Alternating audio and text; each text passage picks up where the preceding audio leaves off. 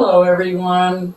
I'm grateful to see so many people interested in detoxifying their life one product at a time. Here at Mary Maiden Apothecary, I'm going to share with you tips and tricks on how to make your preparations smooth and creamy instead of lumpy and clumpy. I'm also going to share with you recipes that have been handed down from other witches. I'm sure you guys would be interested in those. So come along on this journey with me and let's create.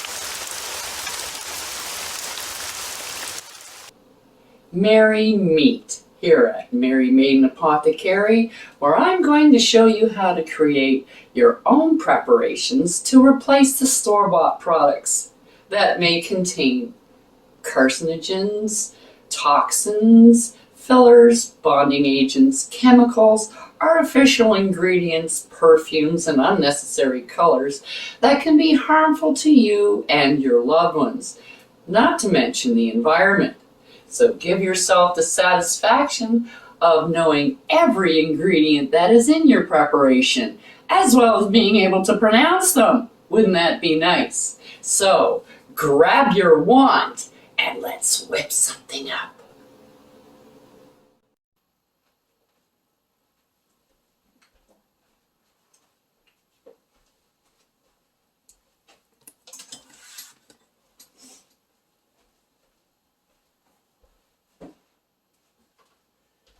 Need a cushion for my bum, dee bum, dee bum, dee bum, dee bum, dee bum. Yes, and there I am. Hello, hello, hello. I am so glad to see everybody made it through you all. And now that we're in 2023, it's time to get back to the old mundane drudgery of everyday life. And that's, cleaning up all those little extra projects and tasks on your to-do list from last year. One of them, for witches anyways, is that nasty old Book of Shadows. Now, when you're starting out as a young witch and, brand new, it's very exciting and you're writing everything down in your book. And then, you get to, as time progresses, you start not doing that so much. And then you regret it later because you go, oh yeah, what about this? What about that? And if you're like me, I hear something, whatever, talking to somebody, and I write things down on napkins, business cards, the back of receipts that I get from the grocery store, things like that, random little pieces of paper, and I'll write stuff on it, and then I have this box, because that's where I throw it so I don't lose it. So I have this box full of stuff, and it's like, oh, I need to do this, I need to do this, I need to do this. Well, it just keeps piling up until you can't put the lid on the box anymore, and then you got to do it. Well, Book of Shadows. You're still wondering what we're doing today. It's got to do with the Book of Shadows. Well, what do you do in your Book of Shadows? You write shit down. And what do you do when you're writing shit down? You use something to write it down with. So it's pencils, pens, erasers, crayons, markers, watercolor, anything that you like. But dragon's blood ink is something that witches can use, and you can make it. It's not that hard. You can use regular everyday ink, but this is an ink with intent. And how you make dragon's blood ink, it's not that difficult. We're going to be making dragon's blood, dove's blood, and bat's blood ink.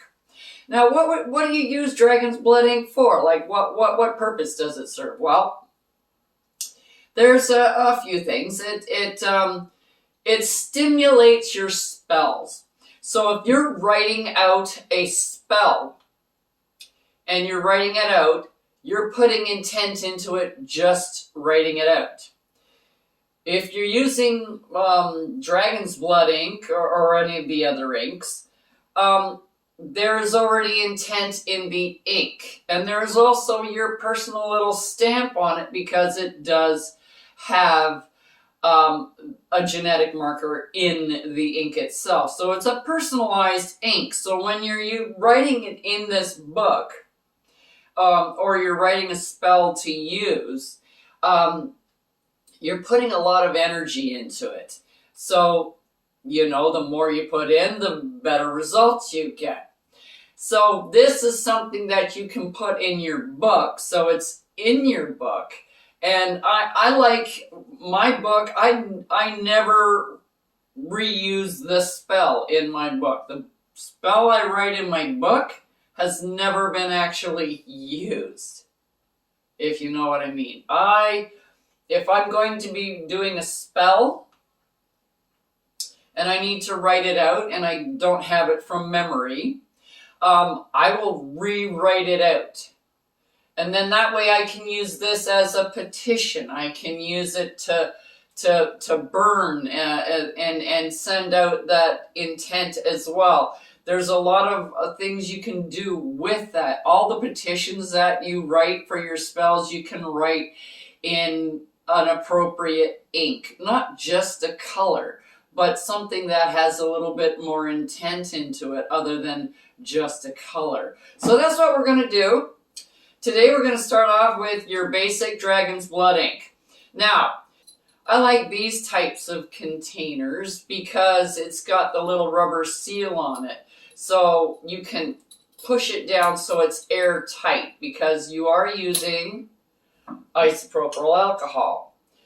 Isopropyl alcohol. Okay, not the kind you drink, but the kind you use in here, and not rubbing alcohol either. So what we're going to do is you open up your little container here, and I have another little glass container because we're going to make a little tincture here. So what you want to do is you want to fill your container up that you're going about halfway. So that's about there. And then put it in another glass because you're going to be adding things to it to create a little bit of a tea, if you will. We're going to brew it. And I'm going to put it on the windowsill because it's got to brew for at least 24 hours. And this isn't a measurement at all. It depends on the container that you're using, okay, and how much you want to make. So, you kind of have to use common sense when you're making this. Now, when you're doing this, I have coffee. Now, these are coffee grounds. Let me get my spoon. Coffee grounds, but you can also use instant coffee. There's no reason why you can't use instant coffee. So you need about a teaspoon or so of coffee grounds. So I'm just tossing that in and stirring it around. Now, this is the only ingredient that you need in dragon's blood ink other than dragon's blood resin. Okay, so you need your dragon's blood resin, but we're not putting that in now. You gotta let this steep for 24 hours. Now, to add that little personal touch, so I know you did a blood substitute with the crone. And this is what we're going to use now. So here's the blood substitute. Now this is of course your own blood substitute. So you actually have some of your own blood in this jar. However, it's not this much. Now you don't need a lot. I'm just using 1 little teaspoon. And I don't really want to shake it up or anything because I want it as clear as I possibly can get. Even though I am going to be straining this still. And I'm going to also put an extra one after I strain it as well when I go to put in the resin. But that's for tomorrow. Right now, this is all we do for today. Oops, wrong one. This is all we do for today. I'm going to put this in my window, put a little bit of intent into it. Here, you put your intent into it and put it in your window overnight. Let the moon get at it. And then tomorrow, we're going to finish it up.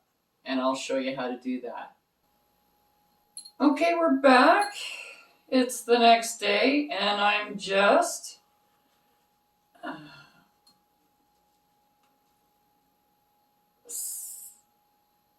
straining out the herbs and things that I have for the Dragon's Blood ink. Okay, I'm just going to put this down here for now, and then I'll dispose of that after. Okay, so now that you have the liquid part from your herbs after you strain them, I am going to add 1 more little spoon full of my blood substitute. There we go.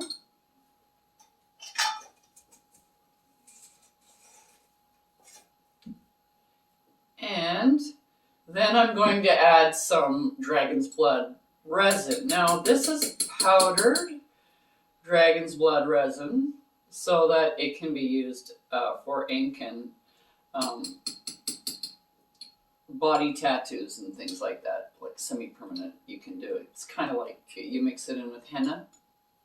But anyways, so this is going to take a while to dissolve into the alcohol.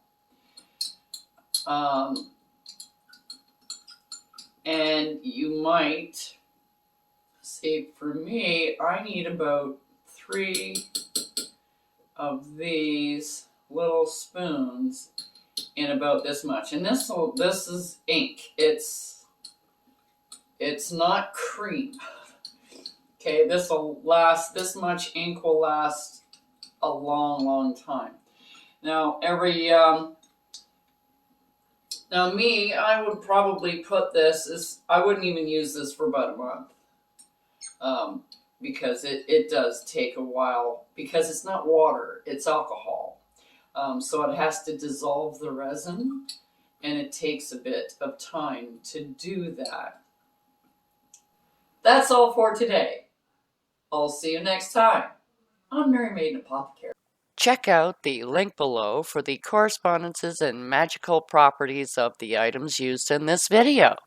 And don't forget to like, subscribe, and hit that notification button so you don't miss any witchy content our 3 sisters have brewing for you here on The Witch's Inn.